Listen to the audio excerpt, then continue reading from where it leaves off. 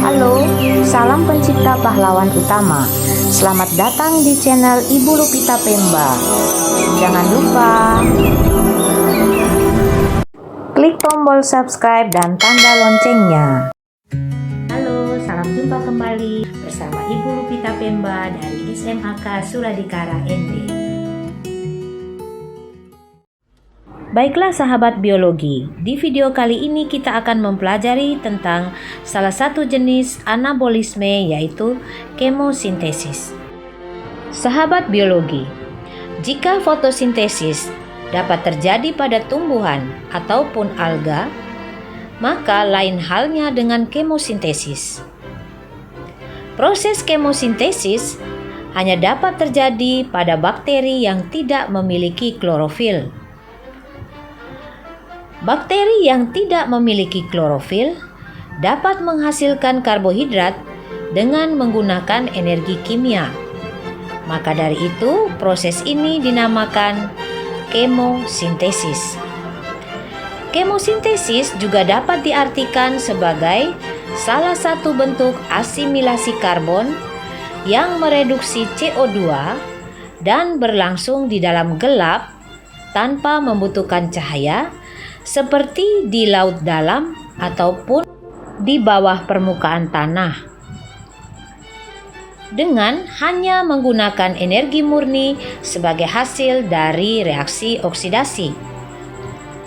Suatu hal yang terpenting dari kemosintesis adalah bahwa energi hasil reaksi oksidasi dapat digunakan oleh bakteri dalam fosforilasi dan selanjutnya mereduksi CO2 menjadi senyawa organik. Berikut adalah kemosintesis pada bakteri belerang. Berdasarkan reaksi kemosintesisnya, bakteri belerang dapat dikelompokkan menjadi dua, yaitu bakteri belerang autotrofik tanpa pigmen dan bakteri Beggiatoa thiospirillum. Bakteri Beggiatoa thiospirillum dapat ditemukan pada sumber mata air panas yang mengandung hidrogen sulfida. Kelompok bakteri tersebut akan mengoksidasi logam sulfida menjadi sulfur berdasarkan reaksi berikut ini. 2H2S direaksikan dengan oksigen atau dioksidasi menghasilkan 2 sulfur ditambah 2 molekul air dan energi. Nah, pada saat cadangan sulfit habis, endapan sulfur akan dioksidasi menjadi sulfat, seperti reaksi berikut. 2S tambah 2H2 ditambah 3O2 menghasilkan 2H2SO4 ditambah energi, seperti yang nampak pada bagan di samping. Selanjutnya adalah kemosintesis pada bakteri nitrogen. Mari kita cermati bagan di bawah ini.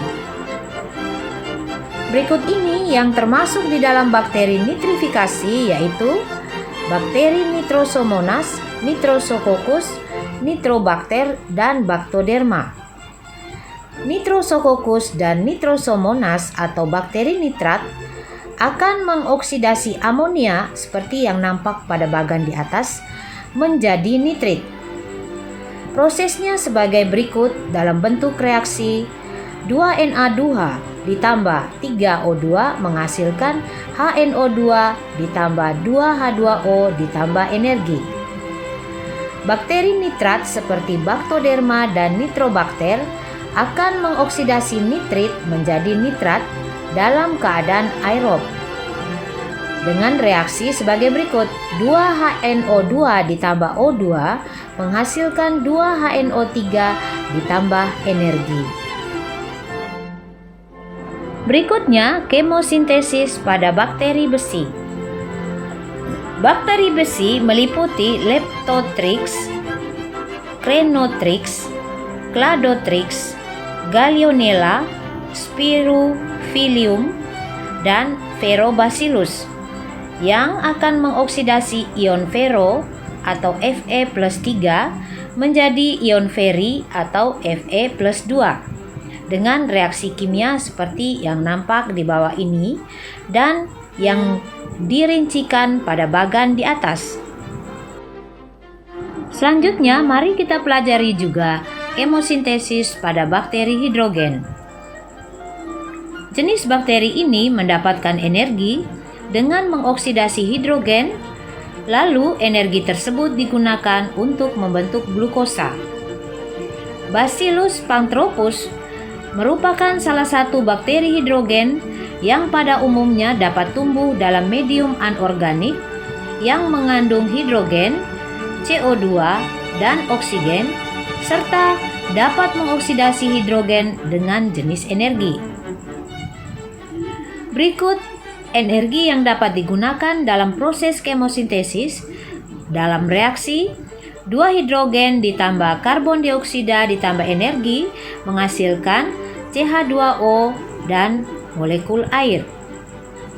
Umumnya, bakteri yang dapat mengoksidasi hidrogen hidup di tempat dengan kadar oksigen yang rendah, seperti Cupriaphidus necator, atau di laut dalam. Selanjutnya, kemosintesis pada bakteri metana. Mari kita cermati bagan berikut ini. Salah satu bakteri metana yaitu Metanonas yang mampu mengoksidasi metana dengan rumus kimia CH4 menjadi CO2. Metana akan menyediakan karbon dan energi bagi bakteri tersebut. Berikut ini adalah hasil dari reaksinya. Metana ditambah dengan oksigen akan menghasilkan CO2 dan H2O serta energi. Gas metana pada gambar di samping berasal dari kotoran sapi. Energi yang diperoleh pada kemosintesis kemudian dapat digunakan untuk proses fosforilasi dan reduksi CO2 menjadi karbohidrat. Baiklah sahabat biologi, sampailah kita pada bagian penugasan.